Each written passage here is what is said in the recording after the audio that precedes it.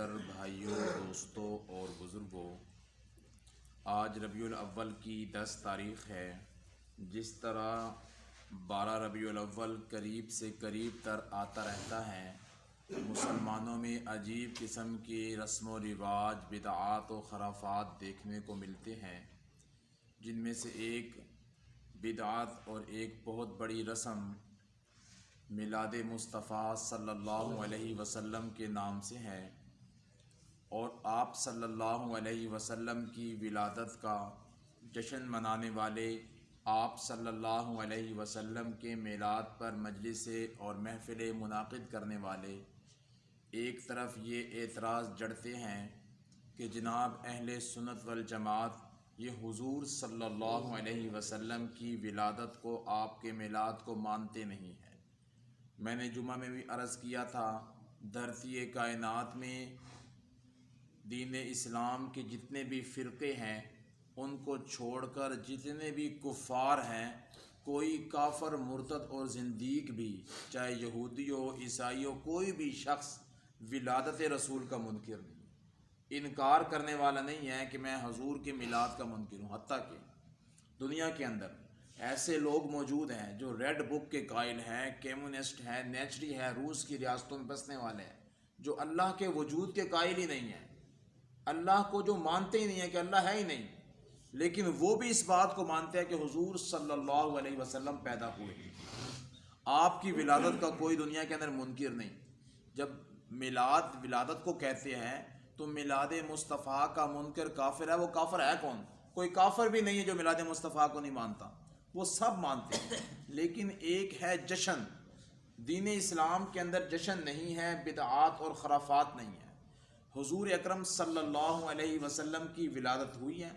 آپ صلی اللہ علیہ وسلم جس تاریخ کو پیدا ہوئے، سیرت کی بڑی بڑی کتابیں جو عربی زبان میں لکھی ہوئی ہے اور اردو میں بھی، وہاں پر 2 قول لکھے ہوئے ہیں۔ ایک ہے آپ صلی اللہ علیہ وسلم کی ولادت کا مشہور قول، دوسرا ہے آپ صلی اللہ علیہ وسلم کی ولادت کا تحقیقی قول۔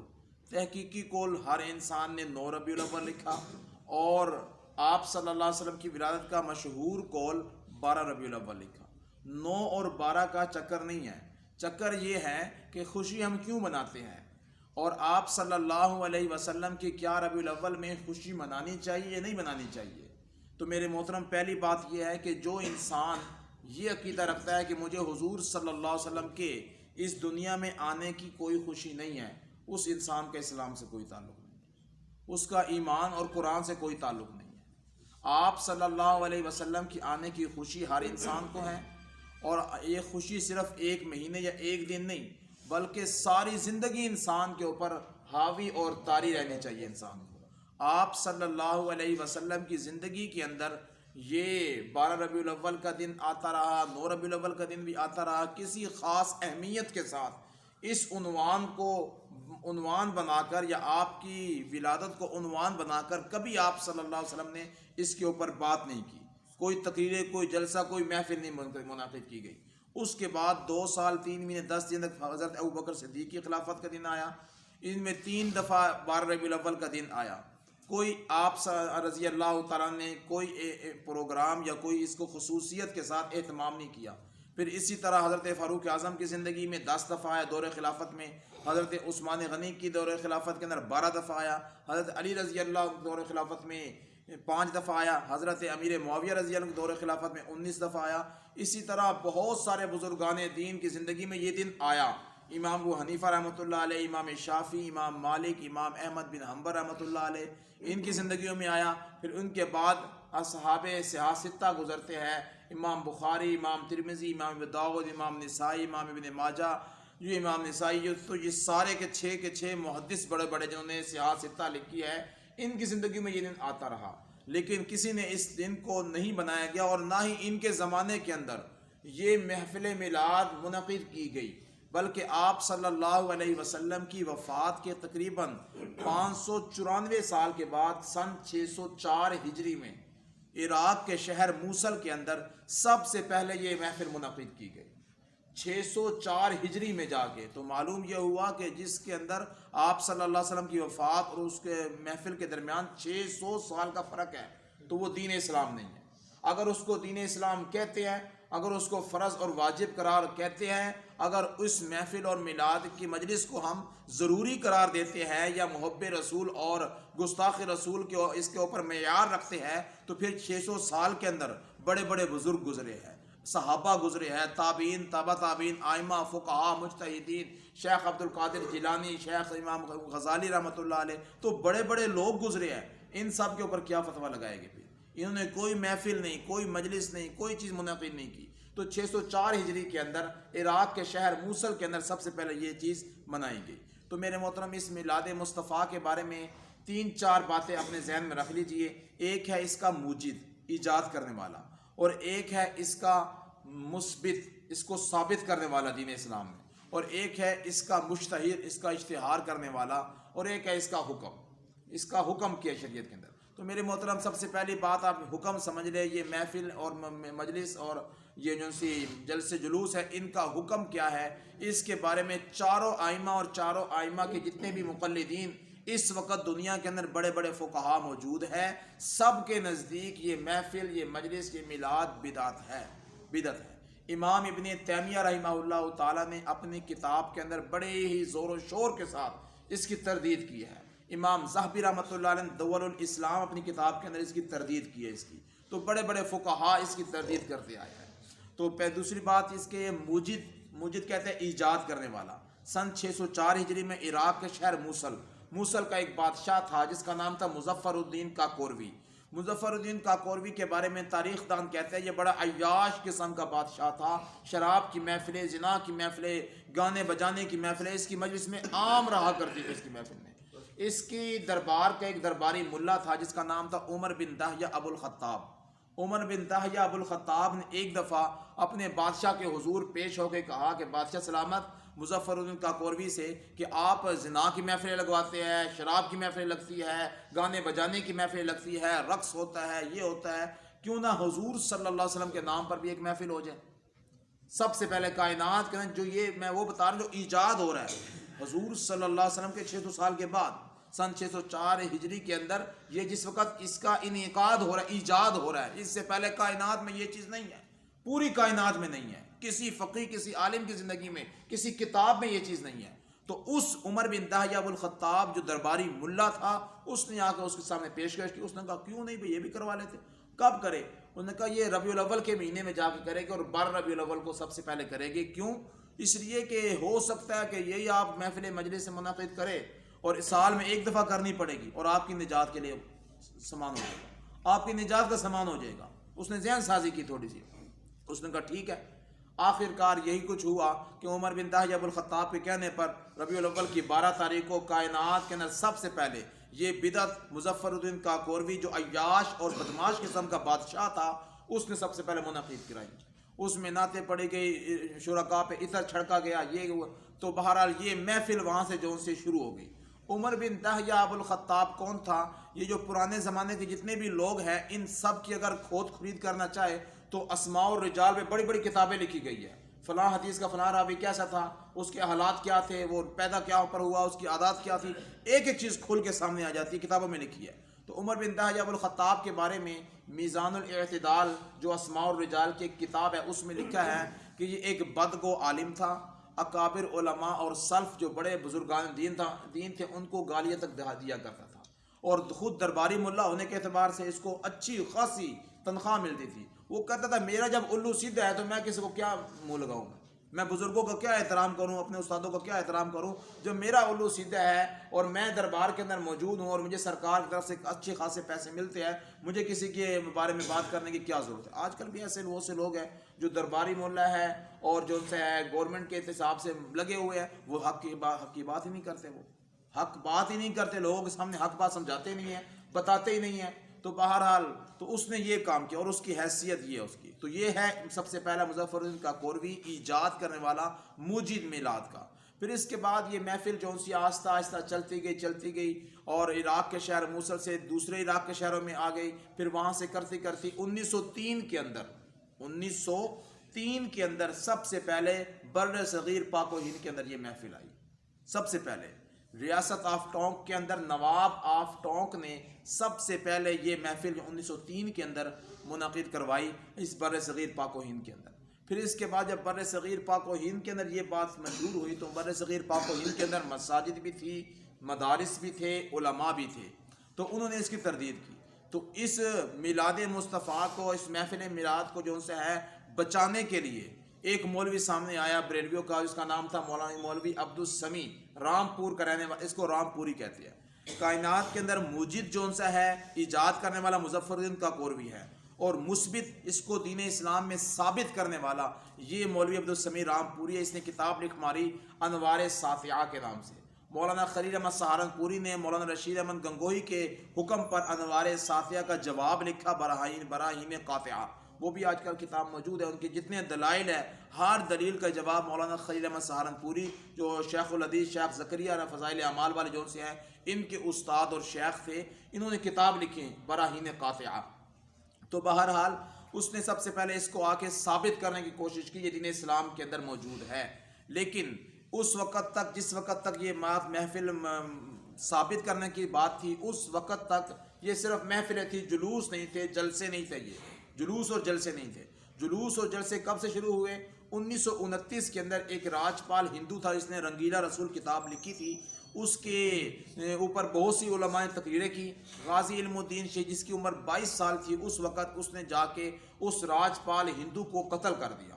اس کو قتل کرنے کے بعد غازی علم الدین شہید رحمہ اللہ تعالیٰ کو میاں والے کی مچ جیل میں رکھا گیا، پھر اسی جگہ لاہور کے اندر رکھا گیا۔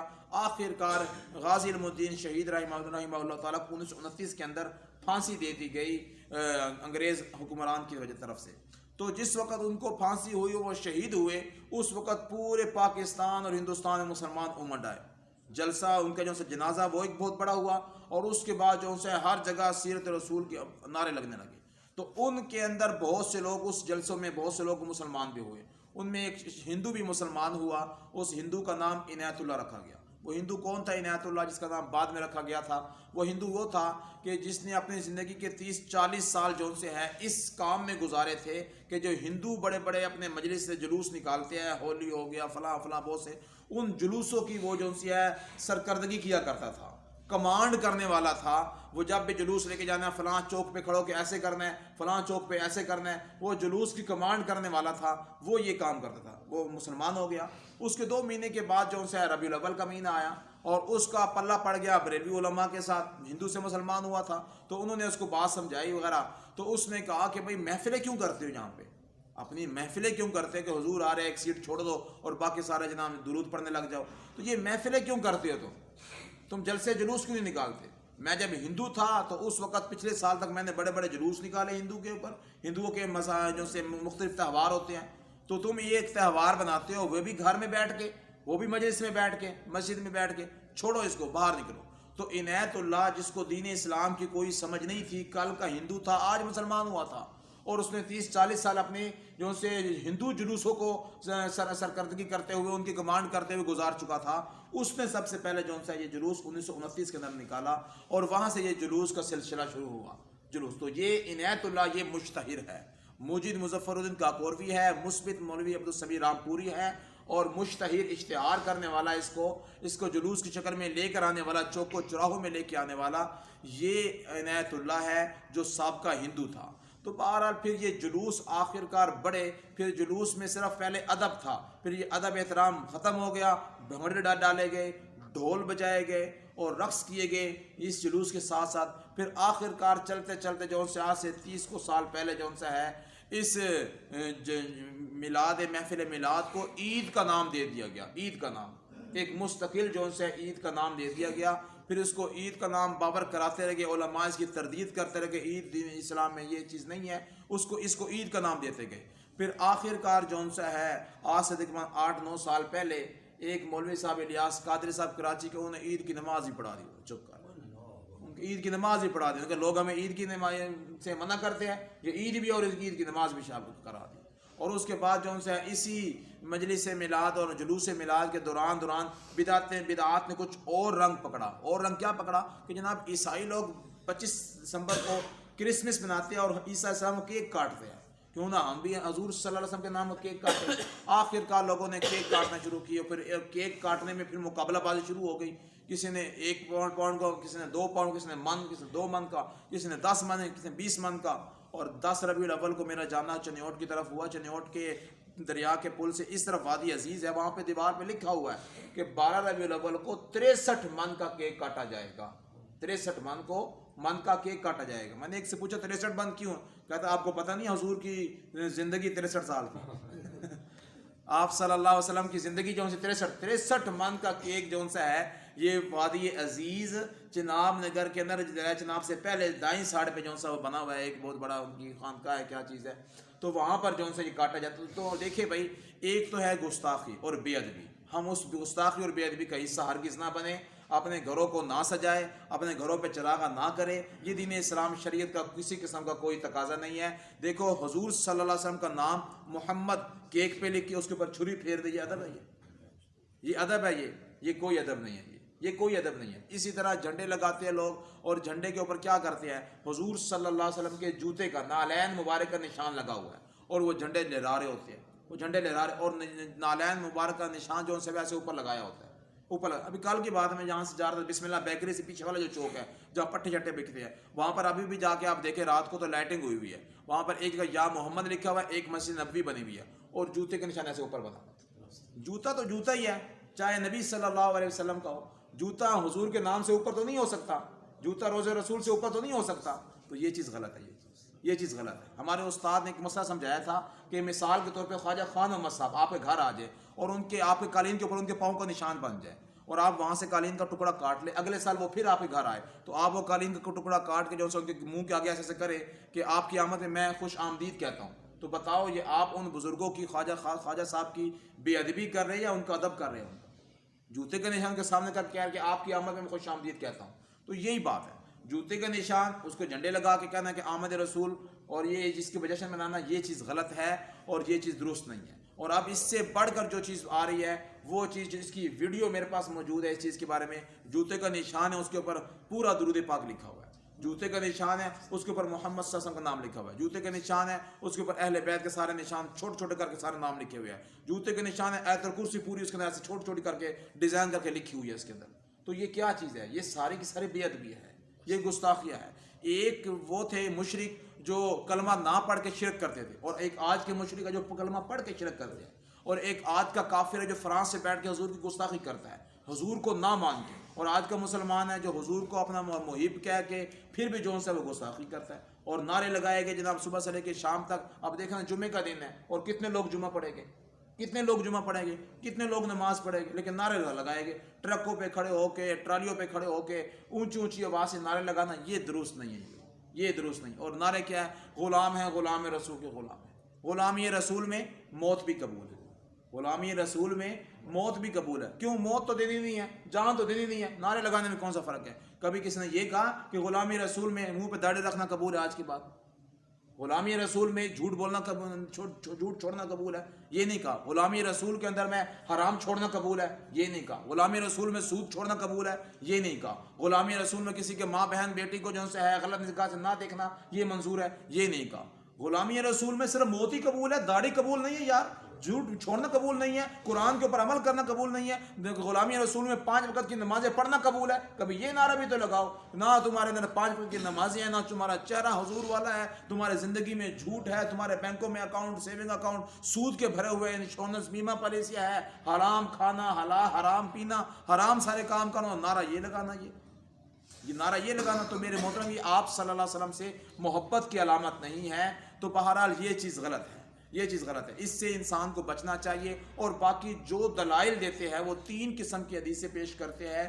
جو دلائل ہے اس میلاد کے اوپر وہ انشاءاللہ ہم کل عرض کریں گے. وہ تینوں قسم کی حدیثیں کون سی ہے, ان کا تحقیقی جائزہ کیا ہے, ان کے جوابات کیا ہے, اور اہل اسلام کو اس کے بارے میں کیا نظریہ رکھنا چاہیے. اللہ رب العزت مجھے اور آپ کو سمجھنے کی, صحیح طریقے سے عمل پیرا ہونے کی توفیق عطا فرمائے. وآخر دعوانا الحمدللہ رب العالمین.